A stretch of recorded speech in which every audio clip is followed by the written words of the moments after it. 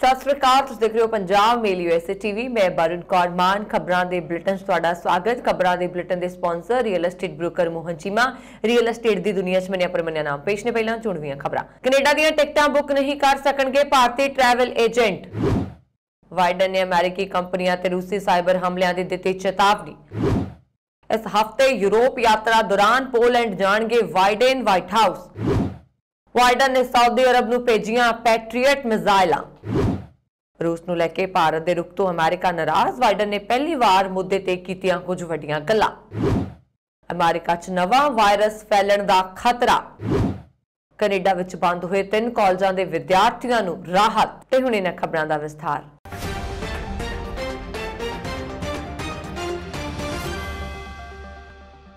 Air India ने एक वड्डा कदम चकदियां लोकल एजेंटां नूं कनेडा दीआं टिकटां बुक करन तो सख्ती नाल रोक दिता है। टाटा ग्रुप दे कंट्रोल विच आ चुकी भारत की सब तो वड्डी एयरलाइन का कहना है कि एजेंटां वल्लों कीती जांदी बेईमानी इस पाबंदी का सब तो वड्डा कारण बनी है, जो खुद ही सीटां बुक कर लेंदे ने ते मुसाफरां नूं 4 गुणा कीमत ते वेचियां जांदियां ने। इकनॉमिक टाइम्स दे रिपोर्ट मुताबक एजेंटां दी हेराफेरी नाल ना सिर्फ मुसाफरां ते आर्थिक बोझ वधिया बल्कि एयरलाइनां नूं भी नुकसान चकना पिया। एयर इंडिया का यह फैसला अजिहे समय आया जदों 27 मार्च तो इंटरनेशनल फ्लाइट्स ते लगी पाबंदी हट रही है। अमेरिकी राष्ट्रपति जो बाइडन ने चेतावनी दी है कि अमेरिकी कंपनियां रूसी साइबर हमलिਆਂ की चपेट में आ रही ने। बाइडन ने कंपनियां नूं अपने डिजिटल लॉक रखने की अपील की है। खलीज टाइम्स ने मंगलवार में रिपोर्ट दी है। बाइडन की चोटी की साइबर सुरक्षा सहयोगी एनी ने कहा कि कुछ नाजुक बुनियादी ढांचे दीआं संस्थावां ने अपने सॉफ्टवेयर विच जाणियां पछाणियां समस्यावां नूं हल करन लई संघी एजेंसियां दीआं चेतावनियां नूं नज़रअंदाज किया है, जिन्हां दा रूसी हैकरां द्वारा शोषण किया जा सकता है। साइबर सुरक्षा ते बुनियादी ढांचा सुरक्षा एजेंसी ने कंपनियां नूं अपने बचाव पक्ष नूं मजबूत करन विच मदद करन अते कंपनियां नूं अपने डाटा दा बैकअप प्लान, मल्टी फैक्टर प्रमाणिकता नूं चालू करन अते साइबर सफाई नूं बेहतर बनाउण लई होर कदम चुकण लई कहण लई एक शील्ड अप मुहिम शुरू की है। राष्ट्रपति बाइडन ने कहा कि वह यूक्रेन ते हमले लई रूस ते अमेरिका अते इसके सहयोगियों द्वारा लगाईयां गईयां आर्थिक पाबंदियां दे बदले वजों अमेरिकी कंपनियां विरुद्ध साइबर हमले शुरू कर सकते ने। रूस नूं हैकिंग पावर हाउस वजों जाणिया जांदा है। रूस ने 2017 विच विनाशकारी नोटा पेटिया हमला कीता सी, जो दूर दूर तक फैल गया सी अते विश्व पद्धर ते इस नाल 10 अरब तो वध दा नुकसान होया सी। अमेरिका के राष्ट्रपति जो बाइडन यूक्रेन ते रूस के जारी हमलों विचाले उत्तर अटलांटिक समझौता संगठन यानी कि नाटो अते यूरोपी सहयोगियों नाल गलबात लई अपनी आगामी यूरोप यात्रा दौरान पोलैंड भी जाणगे। व्हाइट हाउस की प्रेस सकत्तर जेन साकी ने एतवार नूं दस्सिया कि बुधवार नूं वाशिंगटन तो रवाना होने वाले बाइडन पहला ब्रसेल्स अते फिर पोलैंड जाणगे, जिथे वह देश के नेतावां नाल मुलाकात करनगे।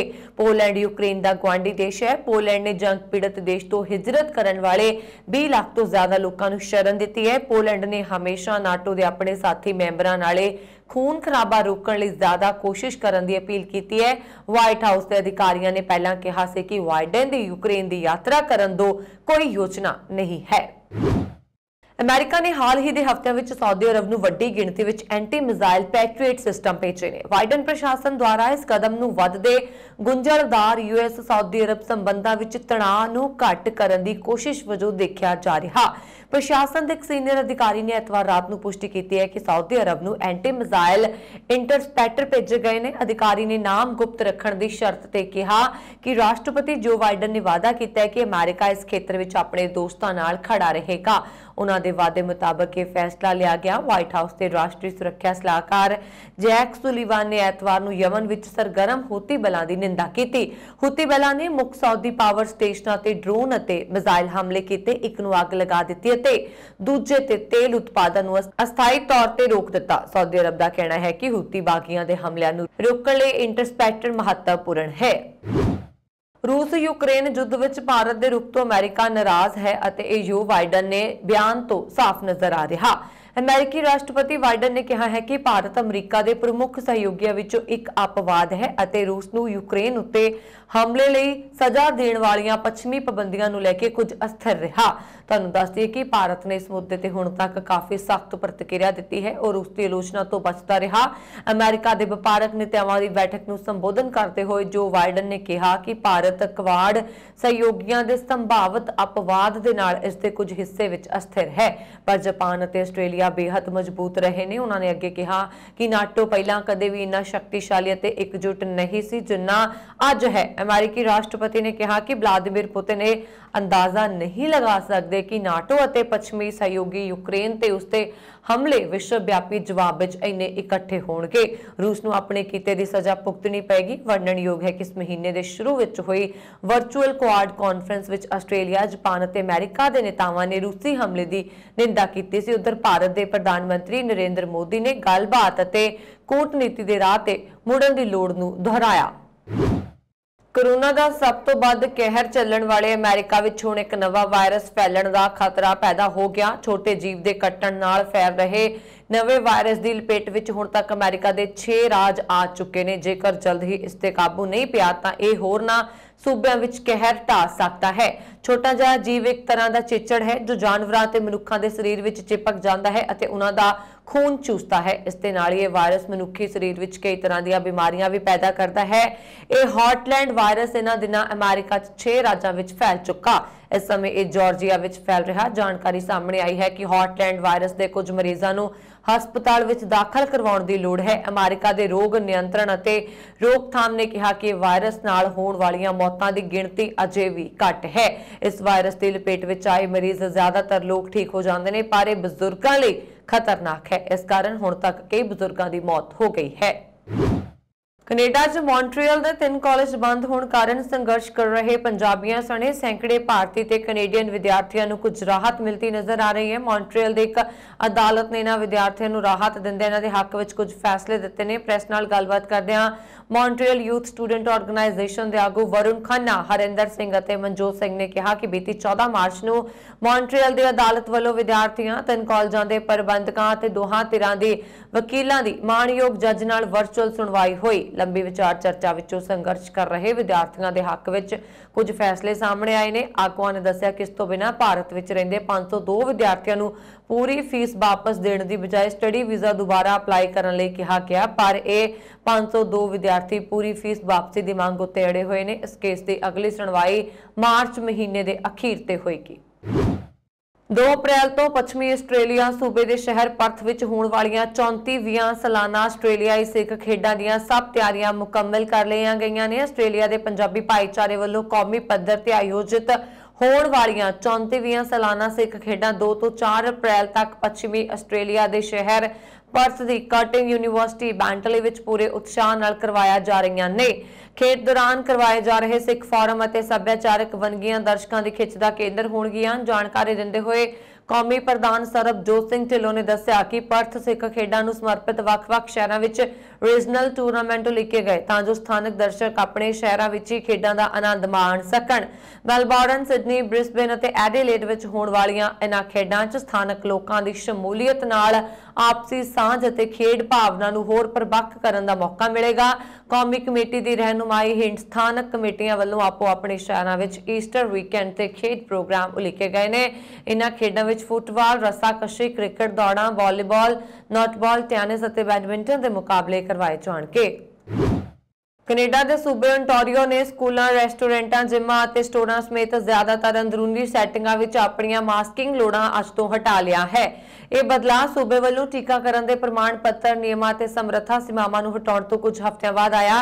ਪ੍ਰੋਵਿੰਸ਼ੀਅਲ ਸਿਆਸਤਦਾਨਾਂ ਅਤੇ ਉੱਚ ਸਿਹਤ ਅਧਿਕਾਰੀਆਂ ਦਾ ਕਹਿਣਾ ਹੈ ਕਿ ਮਾਸਕ ਨਿਯਮ ਨੂੰ ਹਟਾਉਣ ਲਈ ਜਨਤਕ ਸਿਹਤ ਸੂਚਕਾਂ ਵਿੱਚ ਕਾਫੀ ਸੁਧਾਰ ਹੋਇਆ, ਜਿਨ੍ਹਾਂ ਨੂੰ ਕੈਨੇਡਾ ਅਤੇ ਦੁਨੀਆ ਭਰ ਦੇ ਹੋਰ ਅਧਿਕਾਰ ਖੇਤਰਾਂ ਵਿੱਚ ਹਟਾ ਦਿੱਤਾ ਗਿਆ। ਪ੍ਰੀਮੀਅਰ ਡਗ ਫੋਰਡ ਨੇ ਕਿਹਾ ਕਿ ਉਹ ਮਾਸਕ ਨਿਯਮਾਂ ਨੂੰ ਹਟਾਏ ਜਾਣ ਤੋਂ ਬਾਅਦ ਪਹਿਲੇ ਕੁਝ ਦਿਨਾਂ ਲਈ ਸੂਬਾਈ ਵਿਧਾਨ ਸਭਾ ਵਿੱਚ ਮਾਸਕ ਪਹਿਨਦੇ ਰਹਿਣ ਦੀ ਯੋਜਨਾ ਬਣਾ ਰਹੇ ਨੇ। ਇਸ ਗੱਲ ਤੇ ਜ਼ੋਰ ਦਿੰਦੇ ਹੋਏ ਕਿ ਲੋਕਾਂ ਨੂੰ ਮਾਸਕ ਪਹਿਨਣ ਦੀ ਆਗਿਆ ਦਿੱਤੀ ਜਾਣੀ ਚਾਹੀਦੀ ਹੈ ਜੇ ਉਹ ਚਾਹੁੰਦੇ ਹਨ ਜਨਤਕ ਆਵਾਜਾਈ, ਸਿਹਤ ਸੰਭਾਲ सहूलतां ਅਤੇ ਸਮੂਹਿਕ ਦੇਖਭਾਲ ਦੀਆਂ ਸੈਟਿੰਗਾਂ ਵਰਗੀਆਂ ਸੈਟਿੰਗਾਂ ਅਪ੍ਰੈਲ ਦੇ ਅੰਤ ਤੱਕ ਮਾਸਕ ਆਦੇਸ਼ ਜਾਰੀ ਰੱਖਣਗੀਆਂ, ਜਦੋਂ ਉਪਰੰਤ ਸਾਰੇ ਬਾਕੀ ਬਚੇ ਜਨਤਕ ਸਿਹਤ ਨਿਯਮਾਂ ਨੂੰ ਖਤਮ ਕਰਨ ਦੀ ਯੋਜਨਾ ਬਣਾ ਰਿਹਾ ਹੈ। अफगानिस्तान के साबका वित्त मंत्री खालिद पेंडा अपने परिवार का गुजारा करने लिए अमेरिका विच उबेर कार चला रहे हैं। वाशिंगटन पोस्ट के अनुसार पेंडा ने अफगानिस्तान विच तालिबान शासन के सत्ता विच आउण तो एक हफ्ता पहला अपने अहुदे तो अस्तीफा दिता सी। तत्काली राष्ट्रपति अशरफ गनी ने एक जनतक मीटिंग दौरान उन्होंने निशाना बिन्निया सी। गनी ने लिबनानी कंपनी नूं मुकाबलतन बहुत घट भुगतान करन विच मंत्रालय की असफलता लई उन्होंने निजी तौर पर ताड़ना की सी। वाशिंगटन पहुंचण तो बाद साबका वित्त मंत्री नूं रोजी रोटी के साधन लई उबेर कंपनी विच ड्राइवर वजों काम करना पै रहा, जिसकी शायद उन्होंने कदे कल्पना भी नहीं की होएगी। उन्होंने कहा कि हाले मेरे कोल कोई जगह नहीं है, मैं ना तां इत्थों दा हां अते ना ही उत्थों दा हां, इत्थे इकलौता बहुत है, जो भी है मैं उस तो संतुष्ट हां, मैं निराश नहीं होना चाहता। साबका वित्त मंत्री ने कहा कि अफगानिस्तान विच तालिबान के शासन लई अमेरिका भी जिम्मेवार है, उत्थे वो जमहूरीयत अते मनुखी अधिकारां दी रखिया करन दे अपने मिशन तो पिछे हट गया। रूस ते यूक्रेन विचाले चल रही जंग विचाले यूक्रेन सरकार ने वड्डा फैसला लिया। यूक्रेन की सरकार ने मैडिकल की पढ़ाई करने वाले फाइनल ईयर के विद्यार्थियों को बिना ਪ੍ਰੀਖਿਆ ਦੇ MBBS ਦੀ ਡਿਗਰੀ ਦੇਗੀ। ਇੱਕ ਨਿਊਜ਼ ਰਿਪੋਰਟ ਮੁਤਾਬਕ ਯੂਕਰੇਨ ਦੀ ਸਰਕਾਰ ਨੇ ਲਾਇਸੈਂਸਿੰਗ ਐਗਜ਼ਾਮ ਰੱਦ ਕਰਨ ਦਾ ਫੈਸਲਾ ਲਿਆ। ਹੁਣ ਬਿਨਾਂ ਇਸ ਪ੍ਰੀਖਿਆ ਦੇ ਹੀ ਵਿਦਿਆਰਥੀਆਂ ਨੂੰ ਦੱਸ ਦਈਏ ਕਿ ਯੂਕਰੇਨ ਵਿੱਚ ਮੈਡੀਕਲ ਤੇ ਫਾਰਮੇਸੀ ਦੀ ਪੜ੍ਹਾਈ ਕਰਨ ਵਾਲੇ ਵਿਦਿਆਰਥੀਆਂ ਨੂੰ 2 ਪ੍ਰੀਖਿਆਵਾਂ ਵੱਖਰੇ ਤੌਰ ਤੇ ਪਾਸ ਕਰਨੀਆਂ ਹੁੰਦੀਆਂ ਨੇ। ਇਸ ਪ੍ਰੀਖਿਆ ਨਾਲ ਕ੍ਰੌਕ 1 ਕ੍ਰੌਕ 2 ਦਾ ਨਾਂ ਦਿੱਤਾ ਗਿਆ। मैडिकल के विद्यार्थियों ने तीजे साल में क्रॉक 1 की प्रीख्या पास करनी होंदी है, जबकि आखिरी यानी चौथे साल में उन्होंने क्रॉक 2 में पास करना होंदा है। इस तो बाद ही उन्होंने फाइनल की डिग्री दी जाती है। यूक्रेन की सरकारी वैबसाइट ते अपलोड की गई नोटिफिकेशन मुताबक अगले साल तक लिए क्रॉक 1 रद्द कर दिता गया, जबकि क्रॉक 2 इस साल कैंसल कर दिता गया।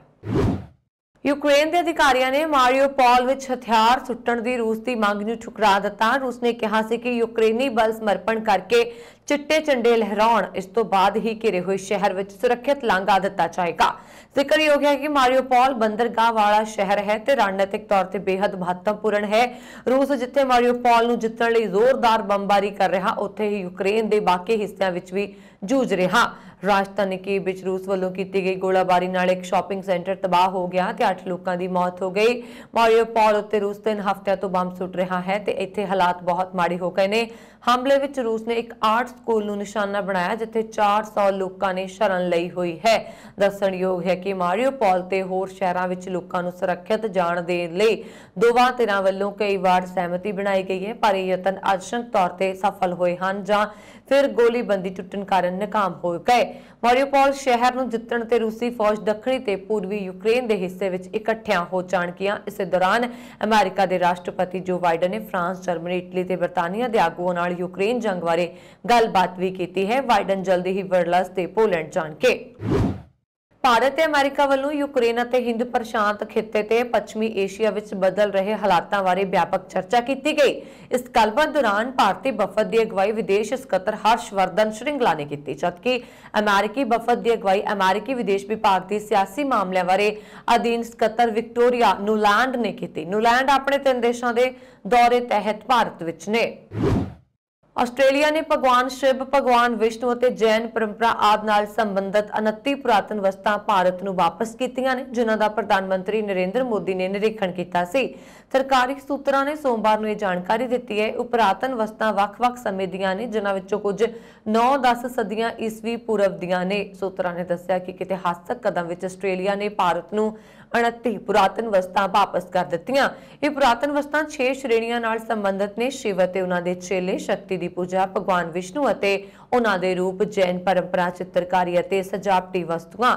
ਸੂਤਰਾਂ ਨੇ ਦੱਸਿਆ ਕਿ ਮੁੱਖ ਤੌਰ ਤੇ ਰੇਤ ਦੇ ਪੱਥਰ, ਸੰਗਮਰਮਰ, ਕਾਂਸੀ, ਪਿੱਤਲ ਅਤੇ ਕਾਗਜ਼ ਤੇ ਪੇਂਟਿੰਗ ਵਰਗੀਆਂ ਵੱਖ-ਵੱਖ ਤਰ੍ਹਾਂ ਦੀਆਂ ਸਮੱਗਰੀਆਂ ਨਾਲ ਬਣੀਆਂ ਮੂਰਤੀਆਂ ਨੇ। ਇਹ ਪੁਰਾਤਨ ਵਸਤਾਂ ਰਾਜਸਥਾਨ, ਗੁਜਰਾਤ, ਮੱਧ ਪ੍ਰਦੇਸ਼, ਉੱਤਰ ਪ੍ਰਦੇਸ਼, ਤਾਮਿਲਨਾਡੂ, ਤੇਲੰਗਾਨਾ ਅਤੇ ਪੱਛਮੀ ਬੰਗਾਲ ਦੀਆਂ ਨੇ। ਸੂਤਰਾਂ ਨੇ ਦੱਸਿਆ ਕਿ ਪ੍ਰਧਾਨ ਮੰਤਰੀ ਨਰਿੰਦਰ ਮੋਦੀ ਨੇ ਆਸਟ੍ਰੇਲੀਆ ਤੋਂ ਆਈਆਂ ਪੁਰਾਤਨ ਵਸਤਾਂ ਦਾ ਨਿਰੀਖਣ ਕੀਤਾ ਹੈ। दुबई तो आई फ्लाइट विच रामपुर उत्तर प्रदेश के निवासी नौजवान नूं अमृतसर के श्री गुरु रामदास जी इंटरनेशनल एयरपोर्ट तो गिरफ्तार किया गया। तलाशी विच नौजवान तो 3 कैप्सूल बरामद किए गए। इन्हां विच 3 कैप्सूलों विच 28.80 लाख रुपए की गोल्ड पेस्ट सी। दुबई शारजा तो आने वाली फ्लाइट अमृतसर के श्री गुरु रामदास जी इंटरनेशनल एयरपोर्ट से लैंड हुई। इस फ्लाइट तो उतरे एक नौजवान ते कस्टम विभाग नूं शक हो गया। वो यूपी शहर रामपुर का रहने वाला सी, लेकिन अमृतसर विच उतरिया। कस्टम विभाग ने नौजवान नूं हिरासत विच लैके सख्ती नाल पुछगिछ की तां नौजवान ने खुद ही दस दिता कि उसने 3 कैप्सूल लुको के रखे ने, जिन्हां विच सोने की पेस्ट है। मैडिकल जांच तो बाद कैप्सूल रिकवर कर ले गए। कस्टम विभाग ने जब 3 कैप्सूलों नूं तोलिया तो उसका वजन 659 ग्राम सी। कैमिकल जांच तो बाद प्योर गोल्ड 544.5 ग्राम बरामद कर लिया गया। सोने की मार्केट विच कीमत इसकी 28.80 लाख रुपए दसी जा रही है। नौजवान नूं गिरफ्तार कर लिया गया है। लंडन विच भारतीय मूल दी ब्रिटिश विद्यार्थन दा लंडन विच कतल हो गया ਅਤੇ पुलिस ने इस मामले विच स्कॉटलैंड यार्ड ने ट्यूनीशिया के एक नागरिक नूं गिरफ्तार किया। अधिकारियों अनुसार 19 साला ब्रिटिश नागरिक साबिता थाना वानी शनिचरवार नूं लंडन के कर्नवैल खेतर विच आर्बर हाउस विच विद्यार्थियों लिए बने एक फ्लैट विच मृतक मिली सी ਅਤੇ उसकी गर्दन ते गंभीर सट्टां दे निशान सन। प्राप्त जानकारी मुताबिक मारूफ ਅਤੇ थानवानी विचकार प्रेम संबंध से अधिकारियों ने एतवार नूं मारूफ नूं कलरकंडवाल दे उसे खेतर तो गिरफ्तार किया, जिथे एक दिन पहला सबीता की लाश मिली सी। मैट्रोपॉलिटन पुलिस के स्पैशल क्राइम ब्रांच के detective chief inspector Linda Bradley ने कहा सबीता के परिवार नूं घटना की सूचना दे दी गई है। उन्होंने प्रति डूंगी हमदर्दी प्रगट करदिआं इस मुश्किल समय दौरान उन्होंने निजता का सन्मान करने की अपील की है। उन्होंने कहा मारूफ और सबीता विचाले प्रेम संबंध सन, पर मारूफ विद्यार्थी नहीं है और ट्यूनीशिया का नागरिक है जिसका पूरा पता नहीं है। सबीता लंडन यूनीवर्सिटी में पढ़ रही सी ਅਤੇ कथित तौर पर शुक्रवार ਨੂੰ ਉਸਨੂੰ ਮਾਰੂਫ ਨਾਲ देखा गया सी। पुलिस ਵੱਲੋਂ कतल के कारणों की जांच की जा रही है। चीन के गुआढ़ी देश चीन विच एक बड़ा जहाज हादसाग्रस्त हो गया। बोइंग 737 जहाज हादसे का शिकार होया। हादसे के समय जहाज विच 133 यात्री सवार सन। हादसे का शिकार हुए चाइना ईस्टर्न एयरलाइन के जहाज विच सवार 132 लोगों विचों किसी का कोई पता नहीं लग्या ਅਤੇ अजे भी तलाश मुहिम जारी है। यह जहाज सोमवार नूं दक्षिणी सूबे गुआंगशी हादसाग्रस्त हो गया ते इस हादसे कारण पहाड़ी खेतर विच अग लग गई। हादसे वाली थां ते जहाज का मलबा मिल गया, पर जहाज विच कोई भी व्यक्ति नहीं मिला। हादसे कारण पहाड़ी नूं अग लगी है। हादसे के कारणों का पता लगाया जा रहा। स्थानक मीडिया ने हादसे की जानकारी दी है। जहाज विच 123 यात्री सवार सी, जबकि बाकी चालक दल के मैंबर सन। एविएशन सेफ्टी नैटवर्क के मुताबिक चीन च आखिरी बार 2010 विच जैट जहाज क्रैश होया। यूचून हवाई अड्डे के नेड़े विजिबिलिटी घट होने कारण जैट जहाज हादसाग्रस्त हो गया। इस हादसे में 44 लोगों की मौत हो गई सी। उस समय जहाज विच कुल 96 लोग सफर कर रहे सी। कनेडा च ਵੱਖ-ਵੱਖ ਥਾਵਾਂ ਤੇ ਚੋਰੀਆਂ ਕਰਨ ਦੇ ਦੋਸ਼ਾਂ ਹੇਠ ਹਾਲਟਨ ਪੁਲਿਸ ਨੇ ਬ੍ਰੈਂਪਟਨ ਦੇ ਰਵਨੀਤ ਬਰਾੜ ਨੂੰ गिरफ्तार ਕੀਤਾ, ਜਿਸ ਤੇ ਓਕਵਲ, ਹਾਲਟਨ ਹਿਲਸ, ਵਰਲਿੰਗਟਨ ਤੇ ਮਿਲਟਨ ਸਣੇ ਵੱਖ-ਵੱਖ ਥਾਵਾਂ ਤੇ ਚੋਰੀ ਦੀਆਂ ਵਾਰਦਾਤਾਂ ਵਿੱਚ ਸ਼ਾਮਲ ਹੋਣ ਦੇ दोष लगे ने। हाल्टन पुलिस की 3 district criminal investigation bureau team ने 2 महीने चली लंबी जांच मगरों रिहायशी इलाकों में होईयां चोरी ਦੀਆਂ ਵਾਰਦਾਤਾਂ ਦਾ केस सुलझाया। इन्हां विचों ज़्यादातर घटनावां हाल्टन हिल्स, बर्लिंगटन, ऑकविल ते मिल्टन विच वापरीਆਂ। इस सन हुण तक ਦੀਆਂ खबरां मैनूं वरुण कौर मान नूं दिवा गया। होर खबरां दे लई साडा YouTube channel Punjab university TV जरूर सबसक्राइब करो। सत श्री अकाल।